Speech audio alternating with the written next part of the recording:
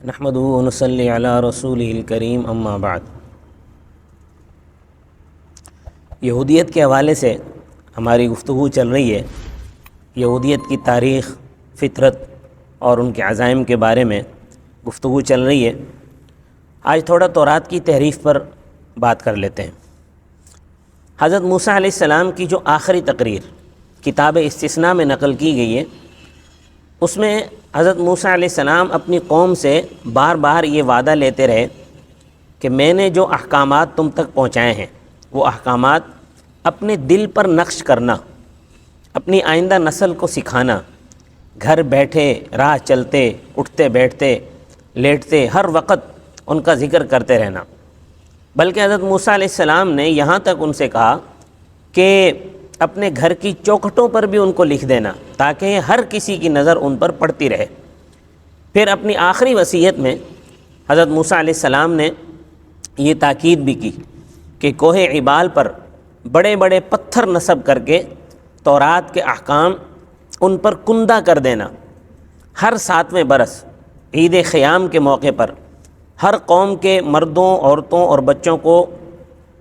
جگہ جگہ جمع کر کے یہ پوری کتاب لفظ بلفظ ان کو سناتے رہنا۔ حضرت موسیٰ علیہ السلام نے اتنی پرزور تاکید کی، اتنی پرزور تاکید کے باوجود بنی اسرائیل خدا کی کتاب سے غافل ہوتے چلے گئے۔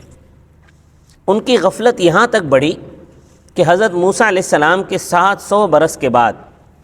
ہیکل سلیمانی کے سجادہ نشین، یعنی جو ہیکل سلیمانی کا امام تھا، یروشلم کے یہودی فرمان روا،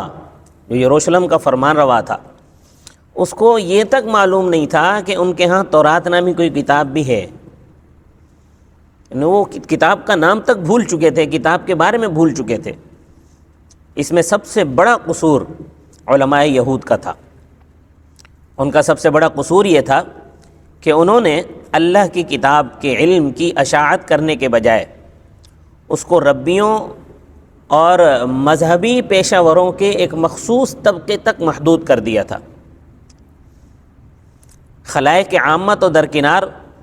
خود یہودی عوام تک اس کی ہوا تک نہ لگنے دی۔ پھر جب عام جہالت کی وجہ سے ان کے اندر گمراہیاں پھیلیں تو علماء نے نہ صرف یہ کہ ان کی اصلاح کی کوشش کی، بلکہ ان کی اصلاح کی کوشش نہیں کی، بلکہ وہ عوام میں اپنی مقبولیت کو برقرار رکھنے کے لیے ان کی ہر گمراہی، ان کی ہر بدعت کو، جس کا رواج عام ہو جاتا تھا، اپنے قول و فعل سے سند جواز عطا کرنے لگے۔ قرآن کے الفاظ میں علماء یہود کا حال یہ بیان کیا گیا ہے۔ سورہ توبہ میں ارشاد فرمایا ہے، جس کا ترجمہ یہ ہے کہ اکثر علماء اور درویشوں کا حال یہ ہے کہ وہ لوگوں کے مال باطل طریقوں سے کھاتے ہیں اور انہیں اللہ کی راہ پر چلنے سے روکتے ہیں۔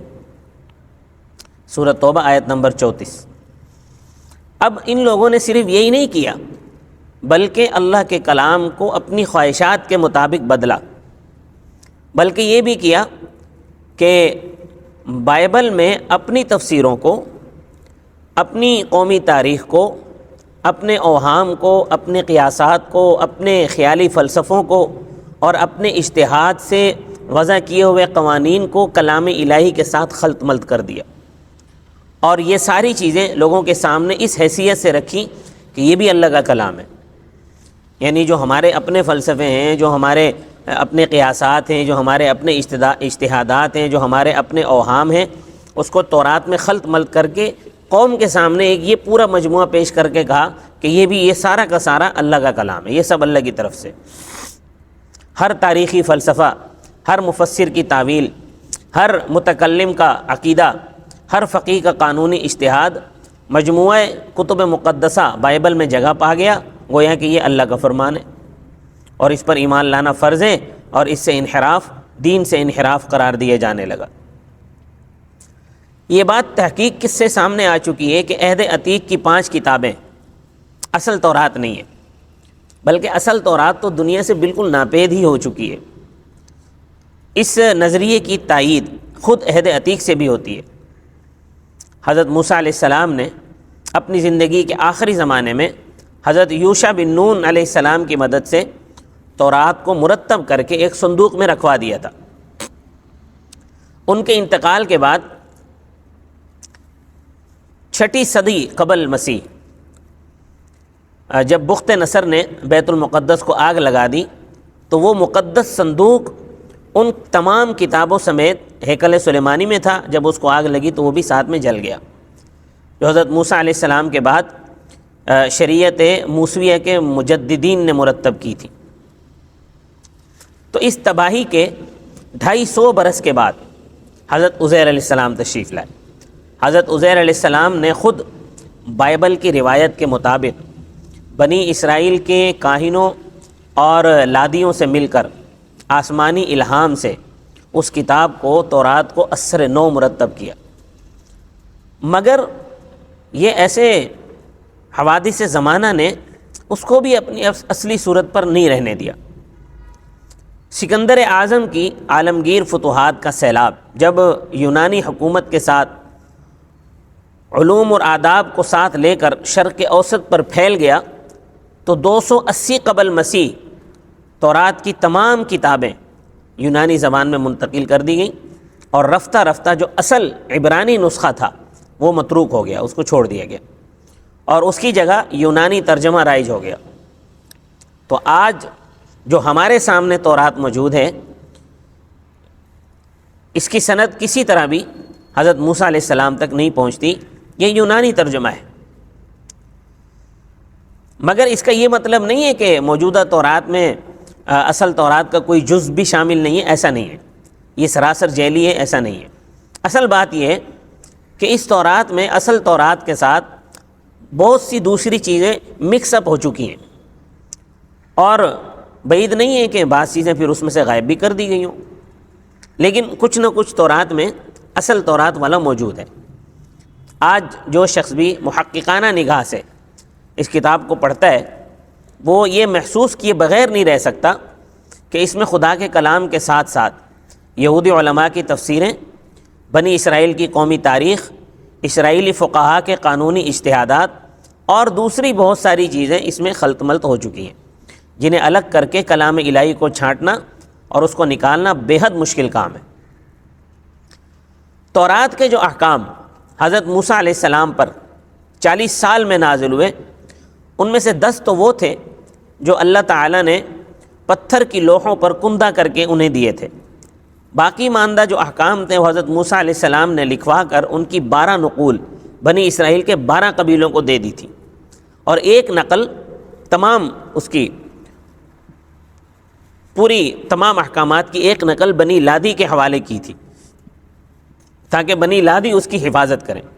اور اسی کتاب کا نام تورات تھا. یہ ایک مستقل کتاب کی حیثیت سے بیت المقدس کی پہلی تباہی کے وقت بالکل محفوظ تھی. اس کی ایک نقل جو بنی لادی کے حوالے کی گئی تھی پتھر کی لوحوں سمیت